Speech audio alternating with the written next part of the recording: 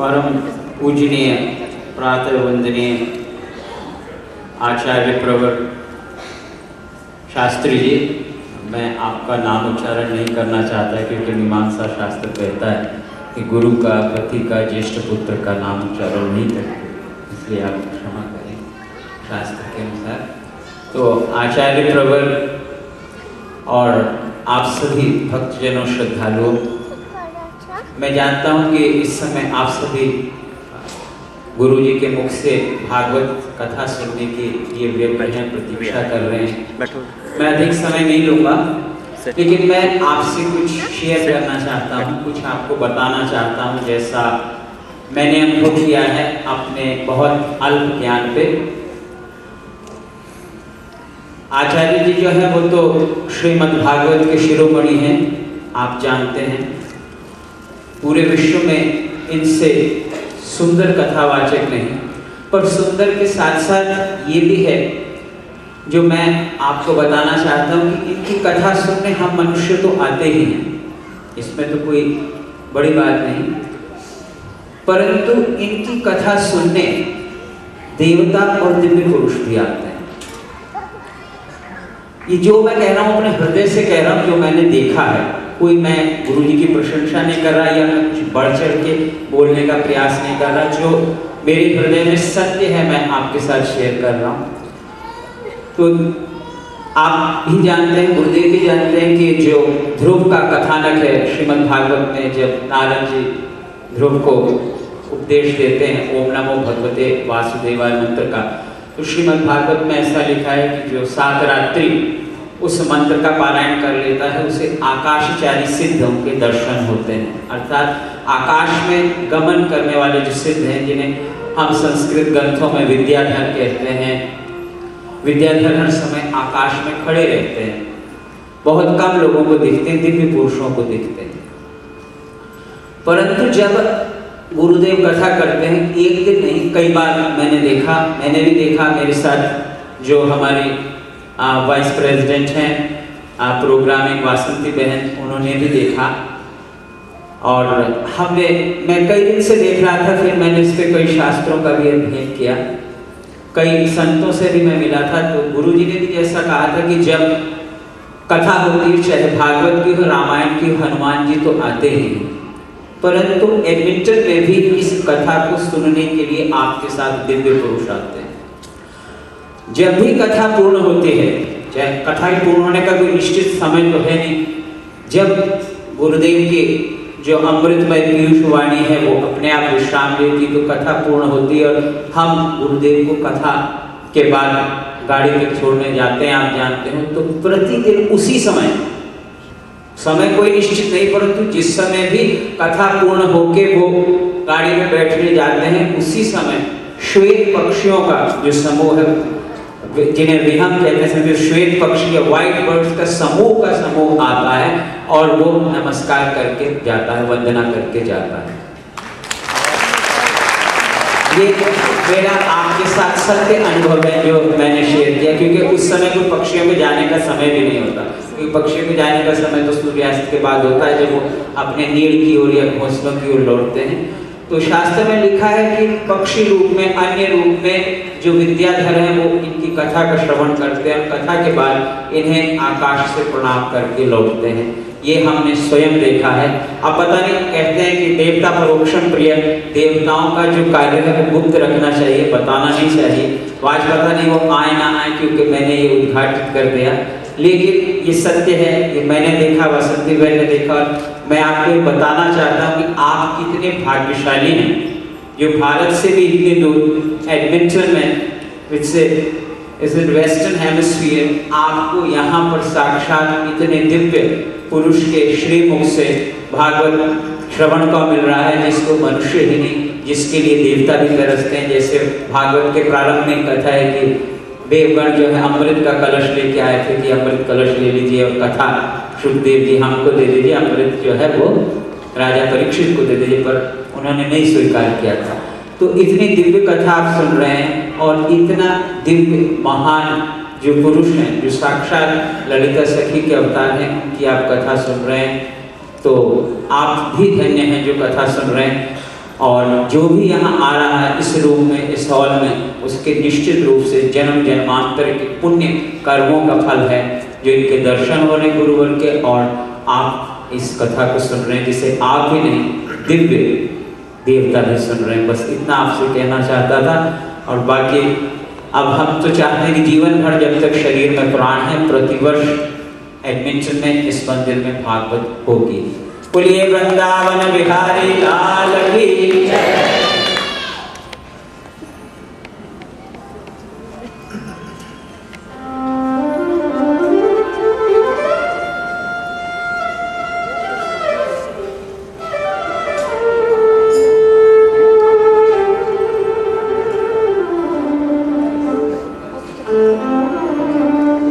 छोटी सी अनाउंसमेंट है, sorry, BKM 8961 गाड़ी जिन्होंने खड़ी करी है, BKM 8961 वो प्लीज वहां से हटा लें, थैंक यू।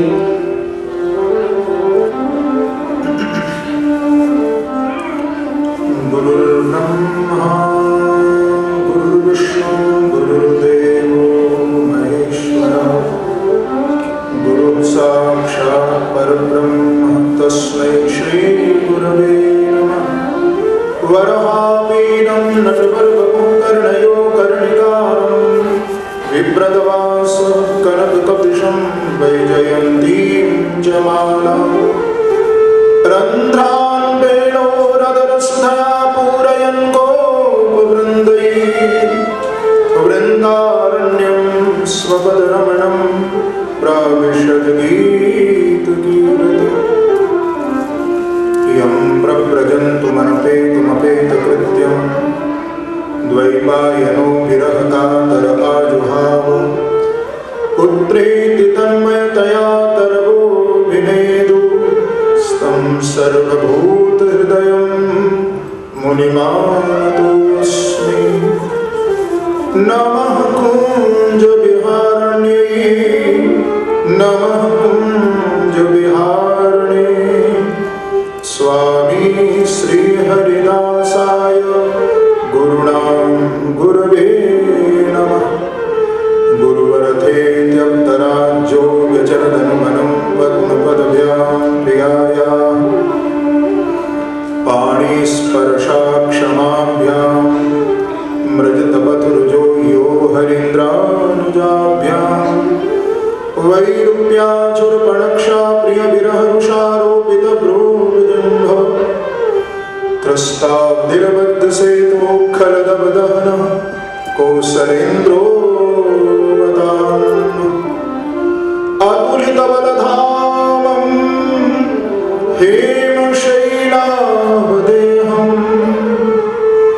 दनुजवनकृशानं ज्ञानिनामग्रगण्यं सकलगुणनिधानं वानराणामधीशं रघुपतिप्रियभक्तं वातजातं नमामि। नारायणं नमस्कृत्य नरं चैव नरोत्तमं देवीं सरस्वतीं व्यासं ततो जयमुदीरयेत्। मङ्गलं भगवान् विष्णु मङ्गलं गरुडध्वज मङ्गलं पुण्डरीकाक्ष मङ्गलायतनो हरि। हरे कृष्ण कृष्ण कृष्ण हरे हरे हरे राम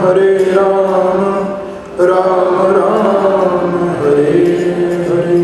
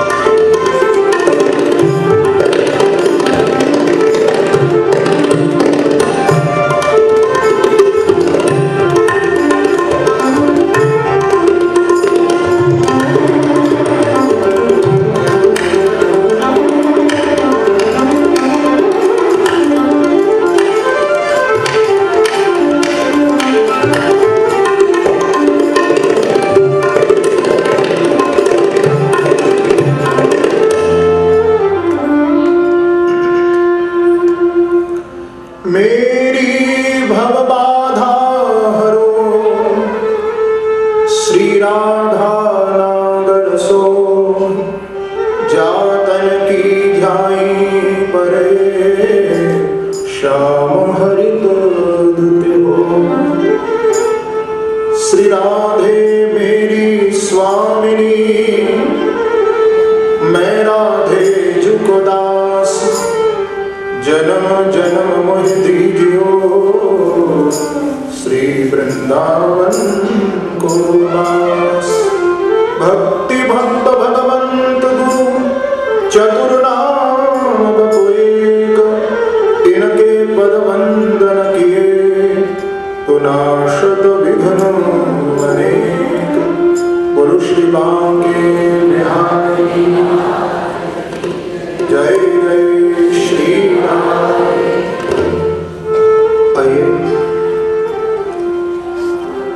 भगवान नाम का हम सब मिलकर के आश्रय लें। प्रिय राधे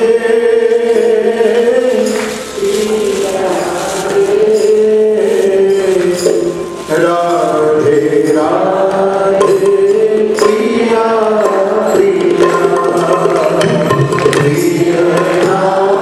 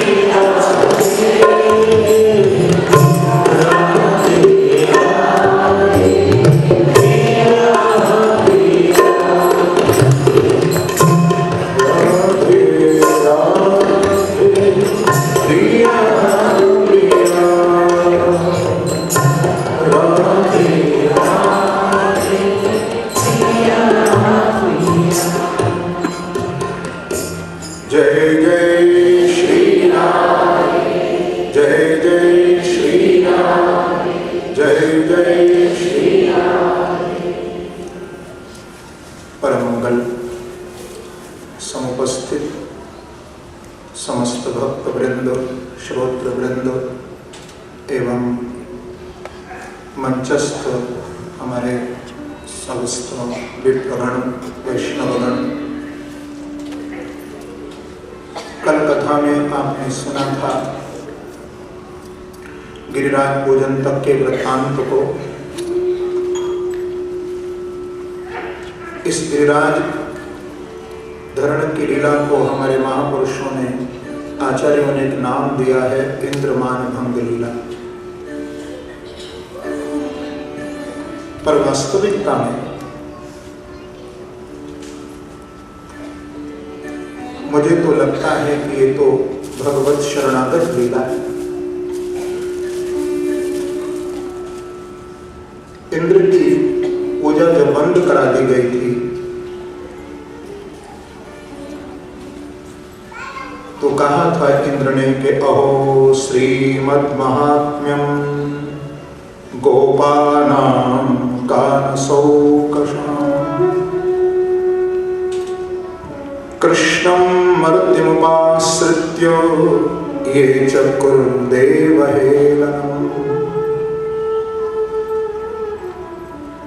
इंद्र ने अभिमान में भर करके भगवान को थोड़ा अपशब्द कहा।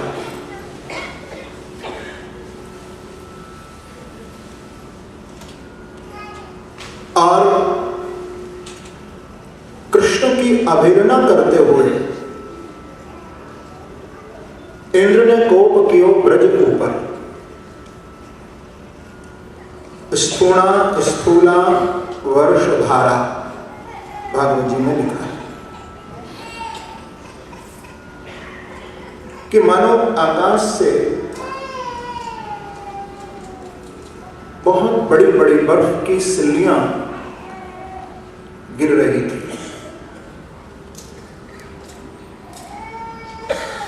और सभी ब्रजवासी उस वर्षा में घिर गए थे। ब्रजवासियों ने केवल एक ही अपना आश्रय माना, वो कृष्ण। कृष्ण कृष्ण महाभाग त्वं नाथं गोकुलं प्रभो त्रातुमर्हसि देवान्नः कुपितात् भक्तवत्सल।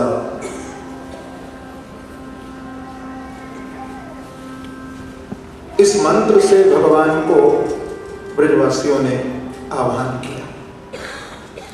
ये शरणागत मंत्र है और सच है, क्योंकि भगवान कृष्ण कहीं गए नहीं हैं। केवल प्रभु तो लीला का संवरण करते हैं। लोग कहते हैं कि क्या कृष्ण हैं? यदि ऐसा नहीं होता तो आज से 500 वर्ष पूर्व हमारे परम आचार्य जिस वंश में इस शरीर का जन्म हुआ है, स्वामी श्री हरिदास जी महाराज ने श्री धाम वृंदावन में निधवन में बांके बिहारी को साक्षात प्रकट कर दिया था।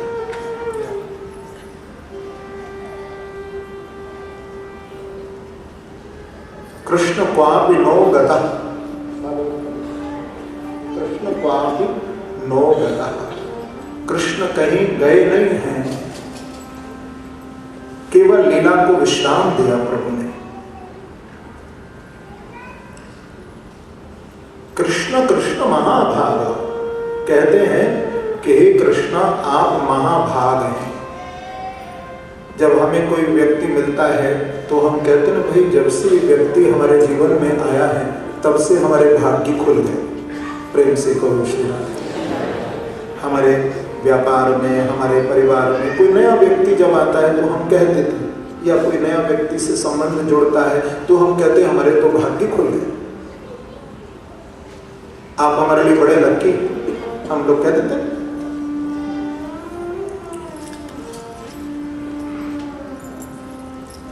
तो केवल ब्रजवासियों ने भगवान को भाग नहीं कहा, महाभाग कहा। सच है कि भगवान से जुड़ने पर ही वास्तविकता में हम महाभाग्यशाली बनते हैं। आगे भगवान ने ये बात अपने स्त्री लोक से भी स्पष्ट की है कि कि स्वागतम वो महाभागा प्रियम किम करिवाणिव ब्रजस्यानामयं कच्चित् ब्रूतागमन कारण। भगवान श्री कृष्ण ने गोपियों को कहा था कि अरे गोपियों, स्वागतम वो महाभागा, तुम महाभाग्यशाली हो जो तुम मेरी शरण में आई हो, मेरे से तुम्हारा संबंध जुड़ा है। क्योंकि हम लोग भाग्यशाली उसे कहते हैं जिसके पास बहुत बड़ा घर हो, बहुत बड़ी गाड़ी हो, बहुत बड़ा बंगला हो, बहुत बड़ा उसका व्यापार हो। केवल उसी व्यक्ति को हम भाग्यशाली कहते हैं। लेकिन उसके दिल पर हाथ रख करके कभी पूछना कि उसका मन कितना शांत है। इतना पैसा प्राप्त करने के बाद, इतनी शोहरत मिलने के बाद उसको शांति मिली, उसको चैन मिला?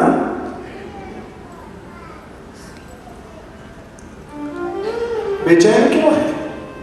प्रसन्नता क्यों नहीं है उसके चेहरे पर? खुशी क्यों नहीं है उसके चेहरे पर? क्योंकि उसके जीवन में प्रभु नहीं है। तो हमारी दृष्टि में वही व्यक्ति भाग्यशाली होता है। लेकिन भगवान देखो, यहां ब्रजवासी कह रहे हैं कृष्ण कृष्ण महाभाग, और वहां भगवान इस बात को कह रहे हैं कि स्वागतम वो महाभाग। अरे महाभागाओ, माने जो भगवान के सामने जाकर के जीव खड़ा हो जाता है वो परम भाग्यशाली जीव है। भागवत माध्यम बन रही है, आप लोग भगवान के श्री विग्रह के सामने खड़े हो तो आप परम भाग्यशाली हो। सच बात है कि आपके जीवन में यदि कोई दुर्भाग्य होने जा रहा होगा तो वो सौभाग्य में बदल जाएगा। ये प्रत्यक्ष बात है। मैं कभी अपने जीवन के संस्मरण बहुत कम कहता हूं, क्योंकि मुझे भागवत में ही आनंद इतना आता है कि भागवत से इधर इधर जाने का मेरे पास समय भी नहीं होता। मैं आत्मकथा कुछ कम ही कहता हूं, क्योंकि भागवत कथा ही इतनी आत्मकथा कहने का तो टाइम नहीं। लेकिन फिर भी कभी कभी संस्मरण में अपने जीवन के बता देता हूं। प्रभु कृपा की,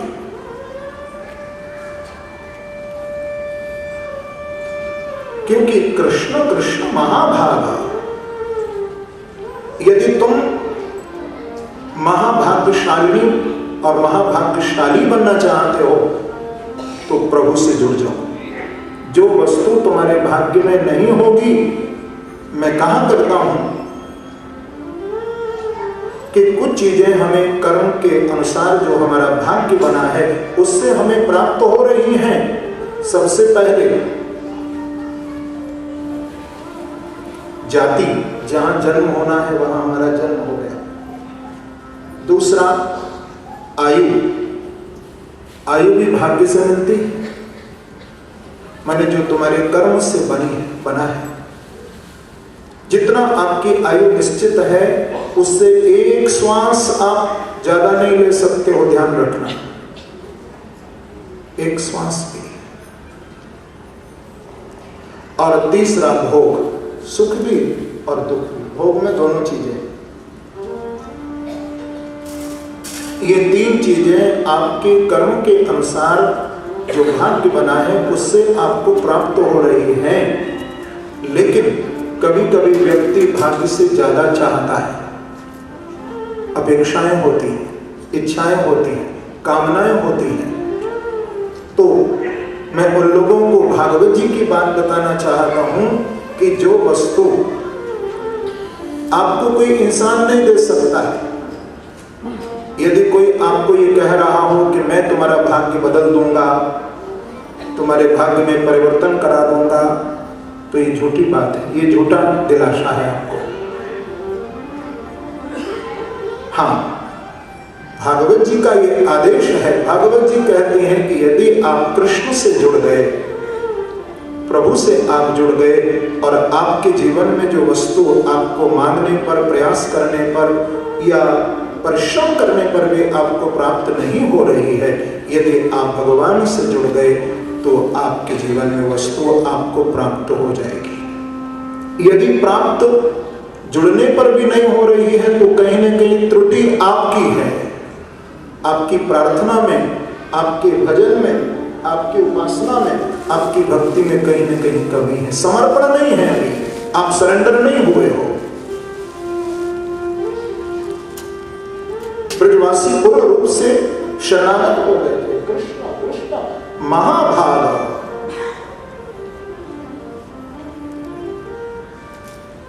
देखो शरणागत का लक्षण क्या है?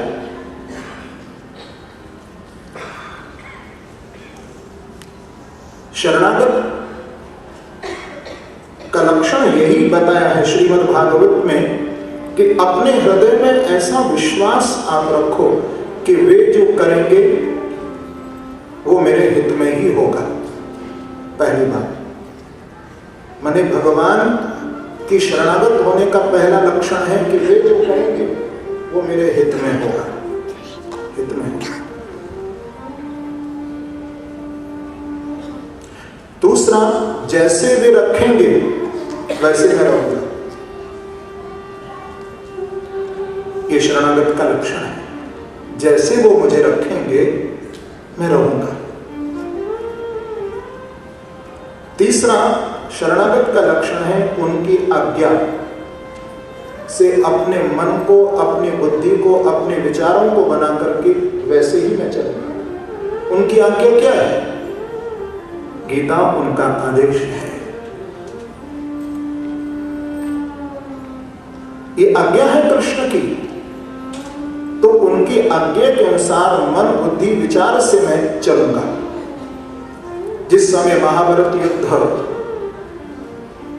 प्रारंभ होने जा रहा था, एक ओर 11 अक्षौणी सेना और दूसरी ओर 7 अक्षौणी सेना।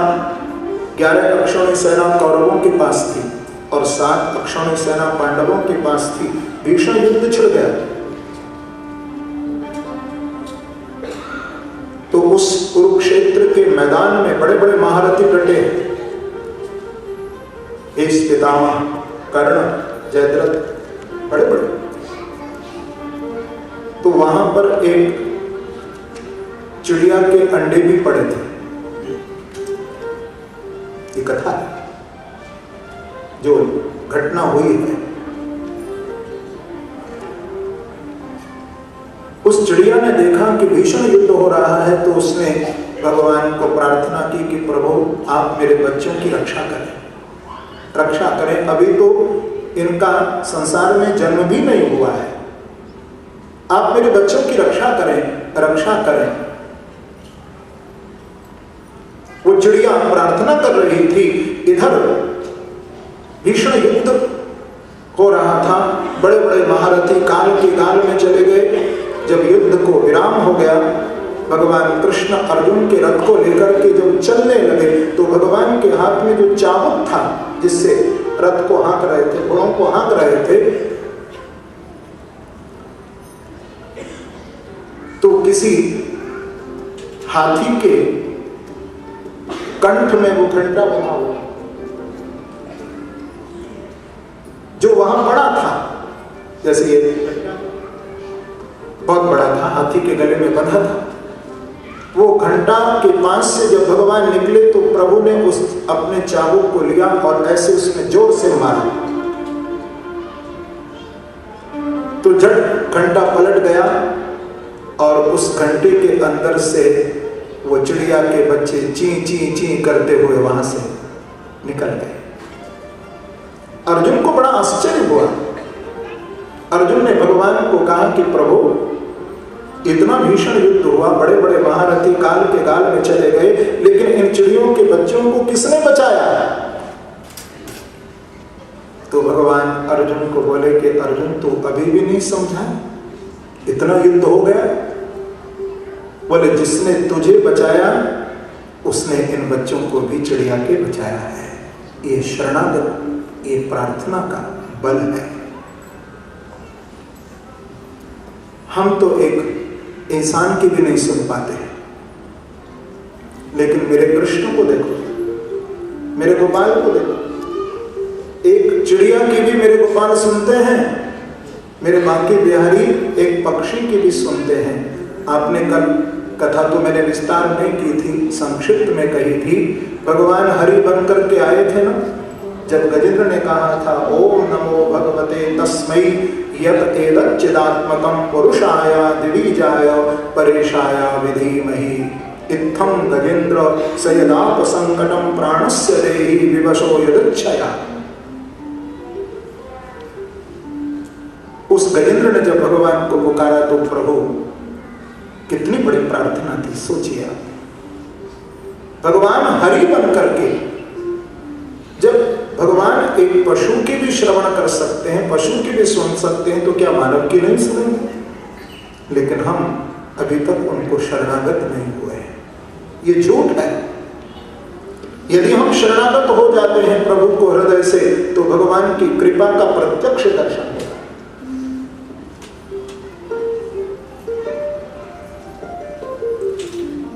और ये शरणागत लीला ही है, गिरिराज धरण की जो लीला है, ये शरणागत लीला ही है। क्योंकि ब्रजवासियों को भगवान में पूर्ण निष्ठा थी, पूर्ण विश्वास था, और भगवान ने ब्रजवासियों के विश्वास को तोड़ा नहीं। जब कहा कृष्ण कृष्ण महाभाग त्वन्नाथम गोकुलम प्रभु, हे गोकुलपति त्रातुमर्हसि देवान्ना कुपितात भक्तवत्सला। प्रभु आप इंद्र के कोप से हमारी रक्षा करें। तो भगवान मंद मंद कृष्ण मुस्कुरा रहे थे, और मुस्कुराते हुए भगवान ने कहा था कि तुम चिंता मत करो, घबराओ मत, मेरे पीछे आओ। अब देखो, शरणागत, जहां हम शरणागत हो जाए वहां मीन मेख नहीं निकालना।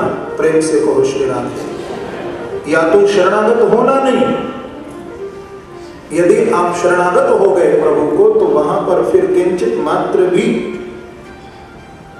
आप मीन मेख नहीं निकालना। ब्रजवासियों ने भगवान को जैसा उन्होंने कहा, वैसा ही ब्रजवासियों ने भगवान कृष्ण के आदेश का पालन किया। आगे आगे कृष्ण थे और पीछे पीछे संपूर्ण ब्रजवासी हैं। लेकर के भगवान अपने ही स्वरूप गिरिराज महाराज के समीप पहुंचे, और सबके देखते देखते भगवान ब्रजवासियों की रक्षार्थ हस्तेन कृत्वा गोवर्धनाचलम्, अपने कनिष्ठा उंगली के नख के ऊपर भगवान ने गिरिराज जी को धारण कर लिया। बोलो गिरिधारी भगवान की। गिरधारी हो गए। ये गिरिराज कौन है? गोवर्धन। प्रभु गोवर्धन को धारण किए हुए हैं। गो माने संस्कृत में होता है इंद्रियां, इंद्रियों का संवर्धन। भोग में नहीं है, त्याग में है। जिस समय भोग से हटाकर के इन इंद्रियों को जब भक्ति मार्ग की ओर साधक लगाता है, तो उस समय देवता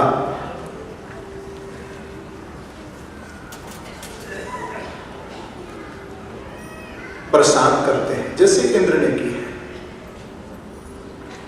ये भोगों की बरसात होती है इंद्र आदि देवताओं के द्वारा, लेकिन जो गिरिराज की शरण में पहुंच जाता है, भगवान उसकी रक्षा करते हैं।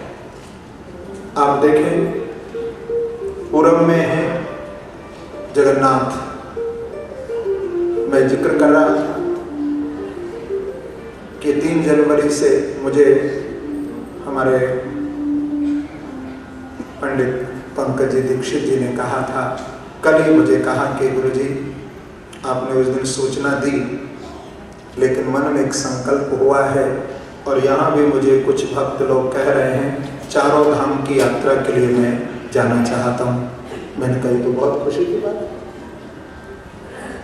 और आपकी कथा 3 जनवरी से जगन्नाथपुरी में हो रही है, तो हम वहाँ भी आना चाहते। मैंने कहा बिल्कुल आइए, सारा प्रबंध होगा और बहुत सुंदर वहाँ पर, बहुत एक विशाल रूप से वहाँ पर जगन्नाथपुरी में भागवत का महायज्ञ होने जा रहा है 3 जनवरी 2014, 3 जनवरी से 9 जनवरी तक।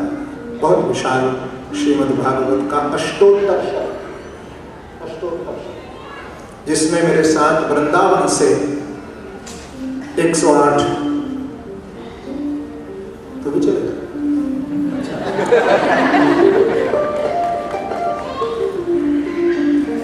बहुत प्यार है इनको हमसे, बहुत प्यार।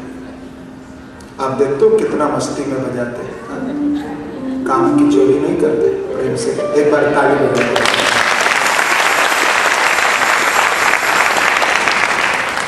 सजाते हैं बांके बिहारी को ये अपने साज से। मैं तो वाणी से सजा रहा हूँ, ये अपने साज से बांके बिहारी और राधा रानी को सजा रहे हैं। तो जगन्नाथपुरी का जो, क्योंकि पूर्व में जगन्नाथ है, पश्चिम में श्री द्वारिकाधीश है, उत्तर में बद्री विशाल है और दक्षिण में रामेश्वर। और इन चारों नाथों के बीच में जो महानाथ है, जो महादेव हैं, देवों के भी जो देव हैं, बोले वो हमारे श्री गिरिराज गोवर्धन नाथ है।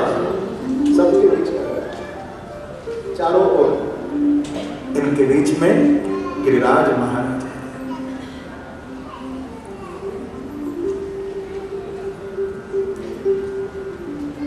तो मैं आपको भी निमंत्रण तो हृदय से दे रहा हूं, आप आइए। 3 जनवरी से जगन्नाथपुरी में 108 विद्वानों के द्वारा वहाँ श्रीमद् भागवत का पाठ होगा। और मुझे भी यहाँ हमारे चंद्र मित्तल जी, धर्मेंद्र जी आज हमको प्रणाम करने आए थे मध्याह्न में। तो कई वर्षों से इस पर चर्चा हो रही थी कि यहाँ पर भी 108 श्रीमद् भागवत का दर्शन पूजन होना चाहिए। क्योंकि मैं अमेरिका में भी और टोरंटो में भी कई बार ऐसे आयोजन बहुत विशाल हो चुके हैं,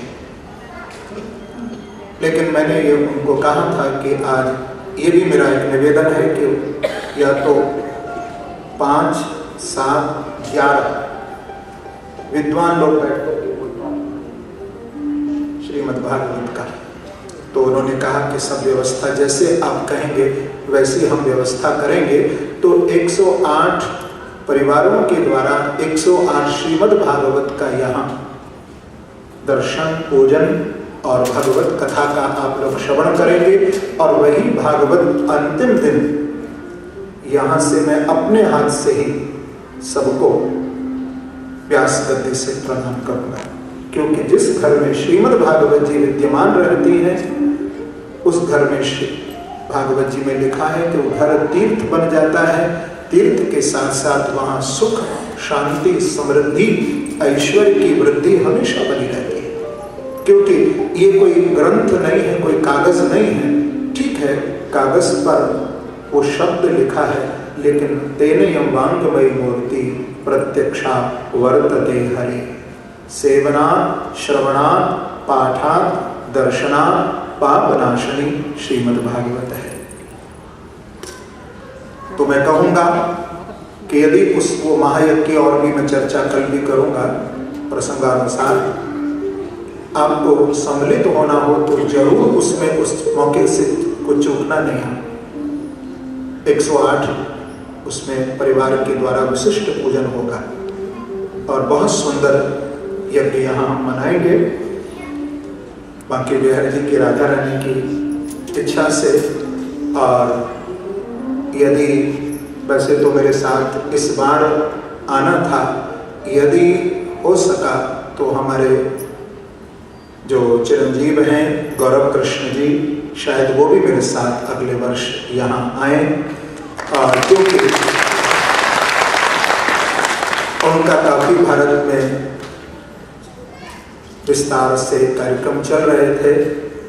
तो अभी उनका दिल्ली में 3 दिन वो शाह ऑडिटोरियम में श्रीमद् भागवत के 10वें स्कंद पर विशिष्ट चर्चा है, भागवत के 10वें स्कंद पर, और उसके बाद फिर सारंगढ़ में उनका कार्यक्रम बहुत काफी। लेकिन अगले वर्ष प्रयास ये होगा कि वो भी आए कुछ समय निकाल करके, और उनके भी आप प्रवचन और भजन से लाभान्वित हो।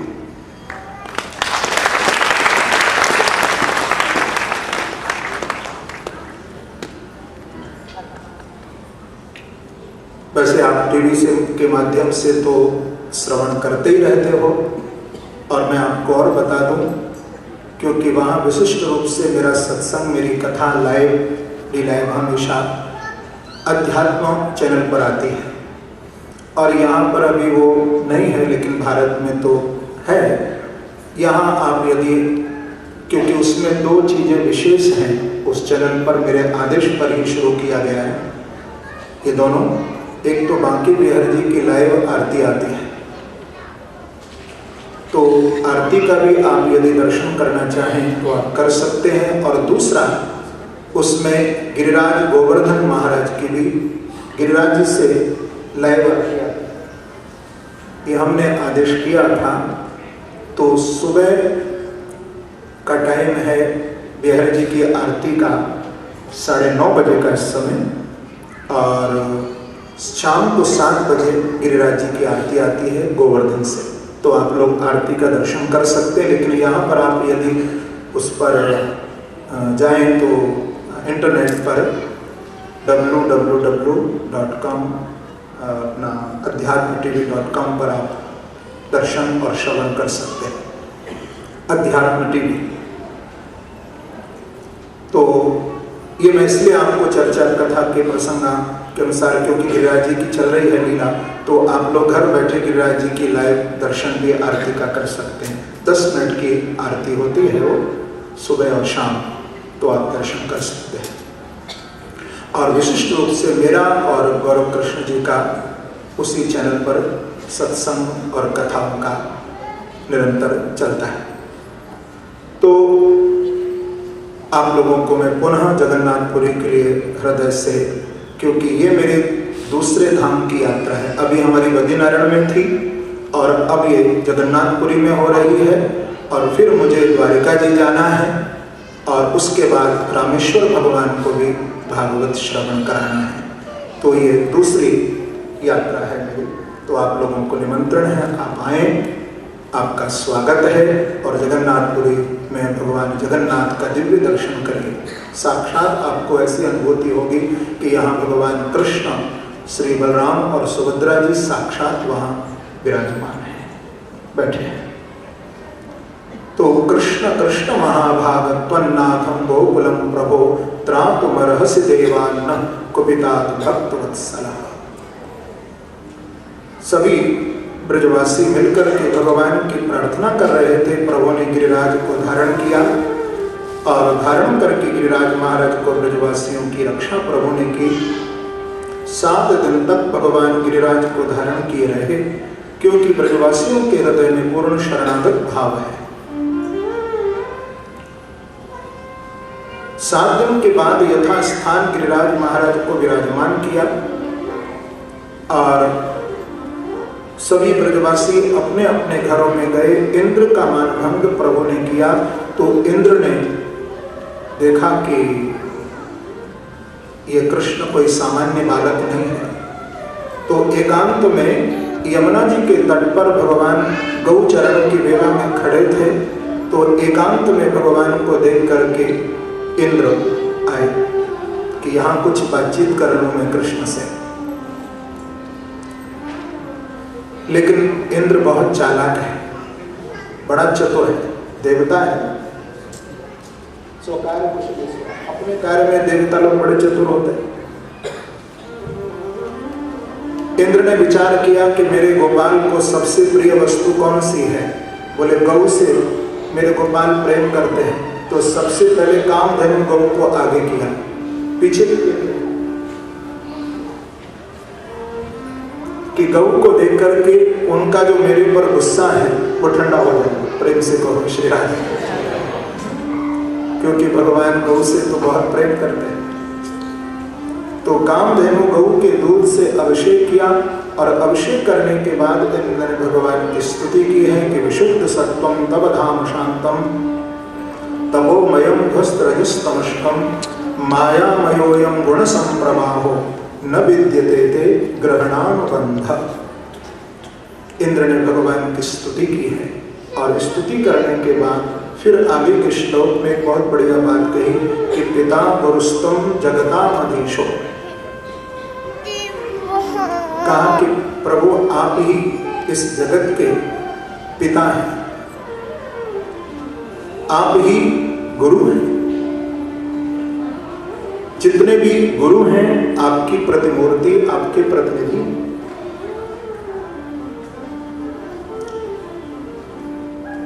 आप तो जगत गुरु हैं, आप इस जगत के मालिक हैं कृष्ण। ये कौन कह रहा है? ये देवताओं का राजा इंद्र। मैं अपने आप को अब तक मालिक समझ रहा था, लेकिन आज मुझे इस बात का ज्ञान हुआ कि इस जगत के मालिक तो आप हैं। पिता गुरुस्तम जगदामधीश। ये तो आपने जीवों पर कृपा करने के लिए स्वेच्छा से हिताय स्वेच्छा तन्वी समीहसे मानम विदुन्मन जगदीश मानि नाम, आपने ये अवतार लिया है जीवों को दर्शन देने के लिए, कृतार्थ करने के लिए आपका अवतार हुआ है प्रभु। लेकिन मेरे अपराध को आप क्षमा करें, क्षमा करें। तो देखो इंद्र को भगवान ने क्षमा किया है, लेकिन ब्रह्मा को क्षमा नहीं किया था। इंद्र ने भगवान की 10 श्लोकों में भागवत में स्तुति की है और ब्रह्मा जी ने 40 श्लोकों में स्तुति की है। अब देखो, जो 40 श्लोकों में भगवान को प्रार्थना कर रहा हो और भगवान उससे खुश नहीं है, और 10 श्लोकों में जो इंद्र स्तुति कर रहा है, भगवान उससे 2 शब्द बोले। थोड़ा डांटा तो है इंद्र को, पर भगवान बोले क्यों? तो यहां इस लीला रहस्य को कृष्ण प्रकट कर रहे हैं कि जो मेरे भक्तों को मेरे से दूर करता है वो मुझे पसंद नहीं है। आपने कल कथा में सुना, ब्रह्मा जी ने 1 वर्ष तक बछड़ा और ग्वाल बाल उनको भगवान से दूर कर दिया था, और इंद्र ने करतूत इंद्र ने भी की।